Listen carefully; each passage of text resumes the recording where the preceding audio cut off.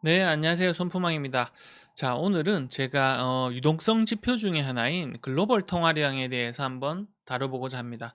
자, 통화량이 결국 많이 풀리면 돈의 가치가 떨어져서 자산의 가격은 상승한다는 건 당연히 알고 계시죠. 그래서 일반적인 통화량을 얘기할 때 M2 통화량을 이야기합니다. 그래서 일단 우리나라 지금 통화량 상황을 보면 요렇게 보시면 뭐 통화량은 결국에는 이렇게 지금 계속 우상향을 하고 있습니다. 그죠? M2 통화량은 요렇게 우상향을 하고 있고, 최근 요렇게 전월 대비로 보더라도 2023년 초반에 이렇게 바닥을 찍고 통화량이 점점점 증가량이 더 올라오고 있습니다. 그래서 요런 상황이고요. 요렇게 그래서 통화량이 이제 다시 점점 전년 대비 증가율이 올라가고 있습니다. 이건 근데 우리나라 통화량인데, 우리나라는 사실 전체적인 글로벌로 보자면 되게 작은 비중이겠죠. 그래서 사실은 이제 우리나라뿐만 아니라 요즘에는 해외로도 투자를 많이 하시잖아요. 미국으로도 투자 많이 하시고. 그래서 사실은 그런 전체적인 글로벌 통화량이 증가하는 게 우리나라 또 자산 시장이랑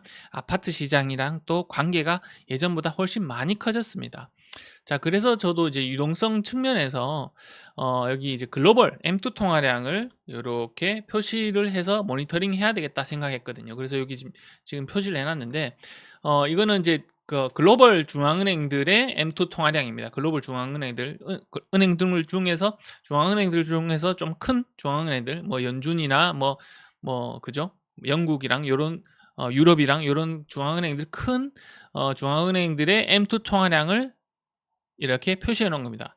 지금 여기 보시면은 초록색이 전년 대비 글로벌 M2 통화량의 전년 대비 상승률이죠. 상승률이 이렇게 보시면 이때 2020년 코로나 때 엄청나게 글로벌 통화량이 엄청나게 상승했습니다. 그죠? 역대급으로. 이렇게 보시면 전체 기간을 이렇게 본다고 하더라도, 전체 기간을 보더라도 2010 대략 2013년 정도부터거든요. 2013년 정도부터인데 그 코로나 때 정말 역대급으로 글로벌 통화량이 돈이 유동성이 엄청났었다라는 걸 알 수 있습니다. 그죠? 알 수 있고, 그래서 이 전년 대비 상승률이 이렇게 컸었다. 정말 역대급으로 컸었다는 거고, 지금 2000 금리를 막 이렇게 급등을 하면서 그 글로벌 통화량이 전년 대비해서 점점 줄어들면서 2022년 하반기에 요렇게 바닥을 찍고, 이제 점점 이렇게 다시, 변곡은 있지만 다시 점점 글로벌 통화량이 많아지고 전년 대비해서 많아지고 있는 상황입니다. 전년 대비해서 커지고 있는 상황이고,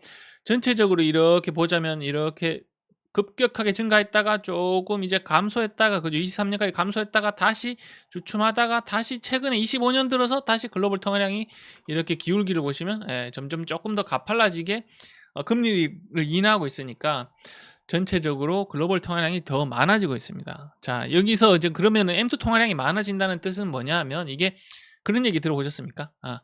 비트코인 글로벌 통화량이 비트코인 시세에 한 2-3개월 선행한다라는 이야기들을 혹시 들어보셨어요? 그래서 제가 이제 이런 기사들을 한번 보면 이런 거죠. 뭐 이렇게 보시면은, 여기 보시면 여기도 M2 글로벌 리퀴디티라고 되어 있는 게 글로벌 통화량이고, 글로벌 통화량이 이렇게 해서 상승했다. 이때 이게 시점이 2025년 4월이네요.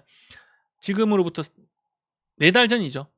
이분은 요렇게 이제 전망했네요. 이렇게 글로벌 통화량이 이렇게 상승했는데, 이게 지금 글로벌 통화량이 보통 2개월에서 3개월 정도 비트코인에 선행해서 움직인다고 합니다. 그러니까 이 사람은 이것도 이렇게 따라서 올라갈 것이다라고 전망을 했던 거고, 지금 비트코인이 그죠? 최근에 전고점을 뚫어서 이렇게 따라서 이미 상승했는 게 되게 상관관계가 높아 보이죠. 실제로도 지금도 그렇게 됐고, 이게 몇 개월 전 기사지만 그렇게 사실 분석하시는 분들이 많습니다. 글로벌 통화량이 유동성이 크기다, 이렇게 해서 이제 분석하기 때문에 요 포스팅에도 내용을 보면 아마 그런 내용들이 있더라고요. 보시면은 뭐 68일에서 76일 정도 시차가 발생한다. 글로벌 M2랑 비트코인이랑. 이제 사실은 우리가 이제 제가 부동산 투자를 얘기하면서 왜 이런 글로벌 통화량을 얘기하냐 하면, 결국 이제 이렇게 연결시켜 보면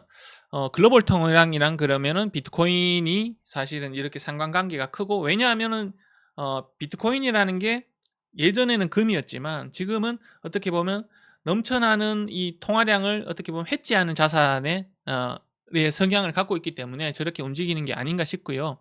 그래서 비트코인이 이렇게 전체적인 유동성이 증가하면 이게 보시면 뭐 비트코인이랑 S&P 500을 봐도 사실 최근에 엄청 2020년 이후로는 훨씬 더 이렇게 보시면은 비트코인이랑 S&P 500입니다. 미국 주식이랑.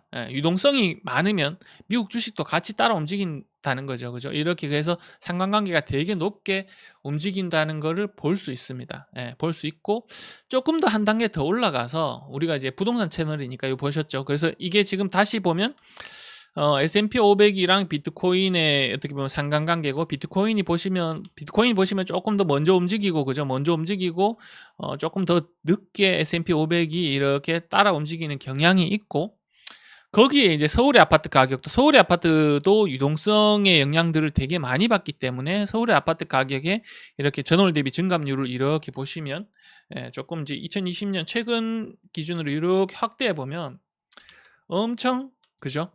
유사하죠. 이게 녹색이 서울의 아파트 가격의 전월 대비거든요. 그죠? 조금 느리지만 변곡 같은 게 조금 느리고 S&P 500이 조금 더 빠르고 그렇지만 결국에 이 유동성이 많으면 서울의 아파트 가격도 이렇게 큰 흐름에서는 따라 움직인다는 겁니다.